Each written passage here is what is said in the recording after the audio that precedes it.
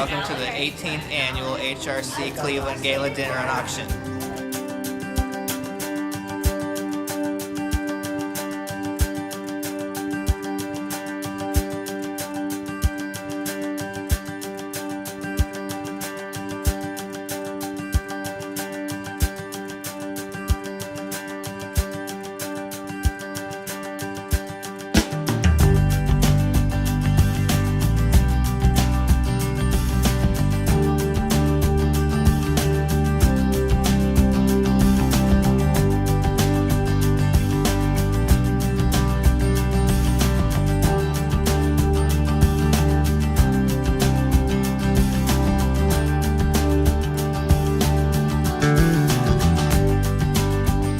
Stevie, Reese here for Hotspots at the fabulous HRC Gala.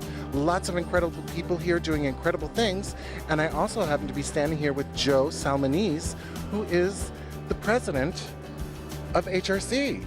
Incredible job tonight. Yeah, thanks. Doesn't it look beautiful? I mean, I just showed up an hour ago. It is all due to our amazing volunteer leaders here in Cleveland who have put together, I think, a record-breaking night in terms of attendance, and also, I just heard earlier, in terms of corporate sponsorship and hopefully our silent auction as well. So what's on the horizon for HRC?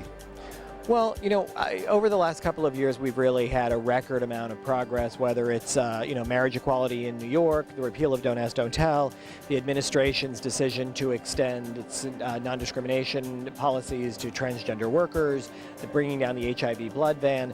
So I think really it's twofold. First and foremost, it is trying to get back to a Congress that is made up of people who are going to continue to advance our issues.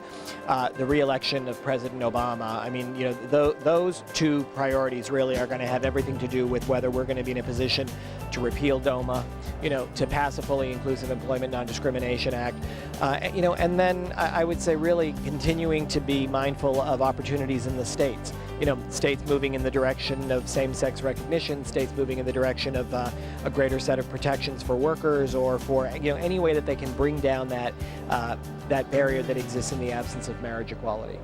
Because I believe not everybody realizes that all states are not equally the same. Right, they're not the same when it comes to relationship recognition, and they're not the same when it comes to non-discrimination policies against gay and trans people. You know, I mean, we're very lucky here in Ohio. I mean, we can have our own gay pride parade, but in some of the southern states, that's not so. Right, you're lucky here in Ohio for a number of reasons, not just because I think, or I hope, folks feel that they can be out and open about who they are, but also you've got some great institutions here that are very committed. You know, we're giving the award tonight to Progressive Insurance. The folks from Key Bank were here speaking. Good companies here in Cleveland and around the state that extend any measure of protection for LGBT workers. You know, so I think that we're making a lot of progress here. The same on the medical front. You know, you got hospitals here who are starting to engage in HRC's Healthcare Equality Index, where they're being mindful not just of the policies that they put out there for LGBT patients, but also the cultural climate as well. Awesome work you're doing. Well, we're trying, you know. And it looks like you're doing a fabulous job. Well, you know, I mean, I'll tell you, it has everything to do with the amazing folks who are out there working on the front lines, whether it's, you know, here in Ohio or any state around the country.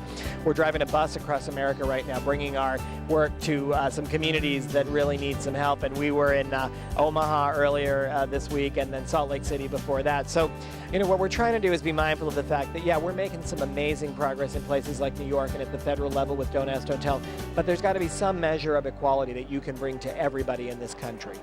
Equality for some is really equality for none. You said it. This is Stevie Reese here with the wonderful Joe, doing an awesome job. A fabulous evening. So exciting. Thank you so much for all you do. Thank you. I'm glad to be here.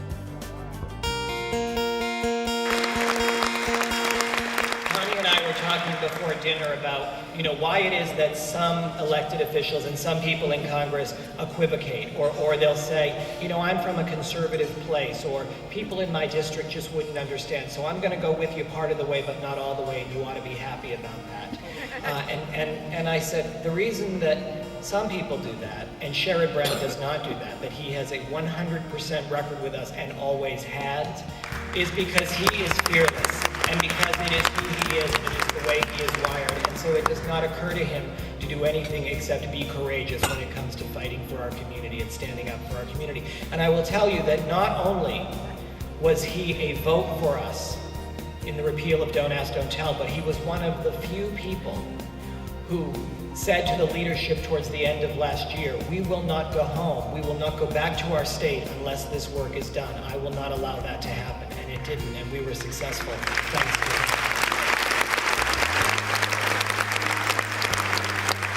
And finally, I just want to say that, the other big priority for us next year, and this will be a priority for me regardless of what I go on to do, is to re-elect this president, Barack Obama. Now, I say that, and I know that he is not where we would like him to be on every issue, and I know that he has not moved as quickly as we would like for him to move, but we have got to make this election about us and not about him.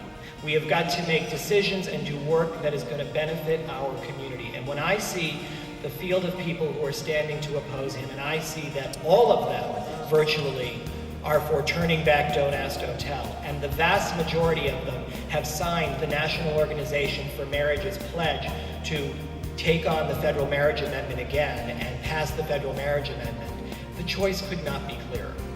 So we've got to go out there and we've got to do what it takes to get this guy reelected, because if we are going to continue that fight for marriage so that the marriage in New York is the marriage that you have here in Ohio, think about how that's going to get done. It's going to get done because one of these cases is going to go to the Supreme Court, and the Supreme Court is going to rule, and this president has appointed and will continue to appoint people who will rule in our favor on those issues.